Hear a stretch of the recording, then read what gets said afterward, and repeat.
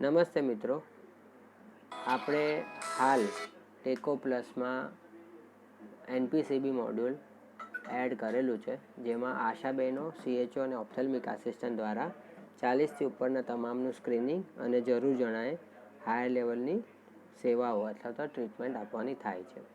આપણે અગાઉ આશા મોડ્યુલ જોયું. હવે આપણે CHOમાં કઈ રીતનું મોડ્યુલ દેખાશે એ જોઈશું. એક વસ્તુ ખાસ નોંધ કરજો કે આ સ્ટેજિંગ પર વિડીયો બનાવવામાં આવેલો છે, એટલે પ્રોડક્શન પર સાચા નામ દેખાશે અને બધા જે સવાલ છે એ શુદ્ધ ગુજરાતી ભાષામાં તમને જોવા મળશે.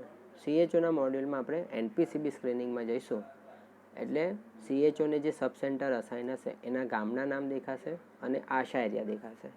જો બધા આશા એરિયા એક સાથે કરવા હોય તો ઓલ સિલેક્ટ કરી અને નેક્સ્ટ કરીશું, એટલે આ રીતે 3 ઓપ્શન દેખાશે.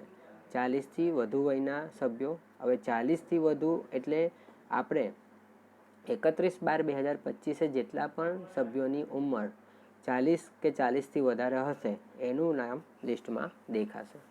પછી છે બેનિફિશિયરી, જે આશા દ્વારા મોકલવામાં આવેલા છે, અને બેનિફિશિયરી અથવા તો સભ્ય કે જેને ઓપ્થેલ્મિક આસિસ્ટન્ટ દ્વારા હાયર સેન્ટર પર અથવા તો મોટી હોસ્પિટલમાં સારવાર માટે રિફર કરવામાં આવેલા છે. આ 3 યાદી દેખાશે.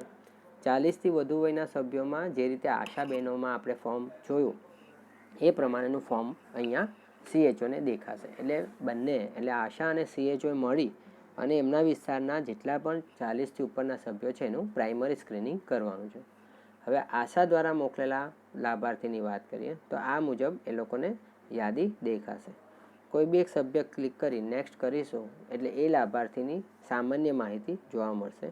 છેલ્લે સર્વિસ ડેટ આપણે સિલેક્ટ કરવાની થશે, જેમાં બાય ડિફોલ્ટ આજની ડેટ હશે. નેક્સ્ટ કરીશું એટલે આશા દ્વારા જે ફોર્મ ભરવામાં આવેલું છે એ ફોર્મ CHOને દેખાશે. અહીંયા CHOએ આશા દ્વારા જે ભરવામાં આવેલું છે એમાં કોઈ ફેરફાર કરવો હોય તો ફેરફાર પણ કરી શકશે.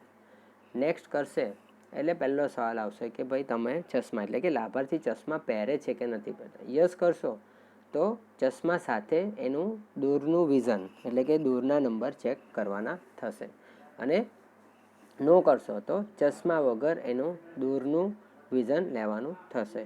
બંને કિસ્સામાં આપણે જે દૂરના વિઝનના ક્રાઇટેરિયા છે એ પ્રમાણે આપણે સિલેક્ટ કરવાનું છે. અહીંયા 6, 9 અથવા 6, 6 સિલેક્ટ કરશો તો એ નોર્મલ ગણાશે. એનાથી ઉપર કંઈ પણ હશે તો એ એબનોર્મલ અથવા તો એબનોર્મલ ગણાશે અને એ CHOમાં રિફર થશે. નેક્સ્ટ કરીશું અને આપણે ડેટા સબમિટ કરવા છે, કરી અને ફોર્મ સબમિટ કરીશું, અને ત્યારબાદ હોમ બટન પર જઈ અહીંયા જે રિફ્રેશનો ઓપ્શન છે આપણે રિફ્રેશ કરીશું.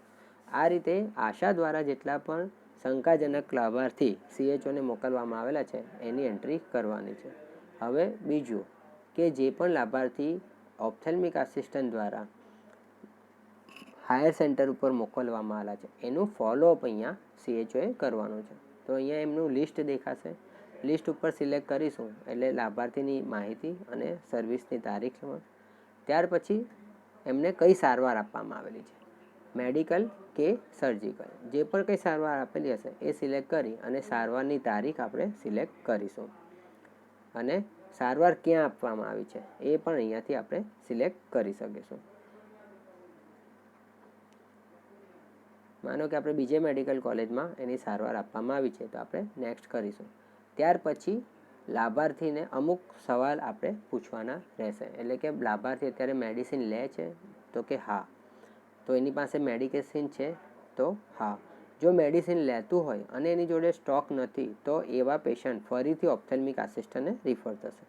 અને નીચે ફરીથી એક વખત આપણને એને કોઈ તકલીફ છે ઓપરેશન પછી અથવા તો સારવાર પછી, તો એ અહીંયા એને ટીક કરવાનું છે. જો આમાંથી કોઈ પણ તકલીફ હશે તો એ ફરીથી ઓપ્થેલ્મિક આસિસ્ટન્ટ પાસે રિફર થશે. જો નહીં હોય તો નો કરી અને આગળ જશો એટલે ફોર્મ સબમિટ કરવાનું રહેશે. આ સિવાય જે પણ લાભાર્થીને ઓપ્થેલ્મિક આસિસ્ટન્ટ દ્વારા ખાલી ને ખાલી ચશ્માના નંબર આપવામાં આવેલ છે તો એવા લાભાર્થીનું નામ પણ અહીંયા ફોલોઅપમાં દેખાશે, અને એમને ચશ્મા મળેલ છે કે નથી મળેલ એવો એક સવાલ ત્યાં તમારે સબમિટ કરવાનો રહેશે. એટલે આ મુજબ આપણે CHOએ NPCB પ્રોગ્રામમાં કામગીરી કરવાની થાય છે. આભાર.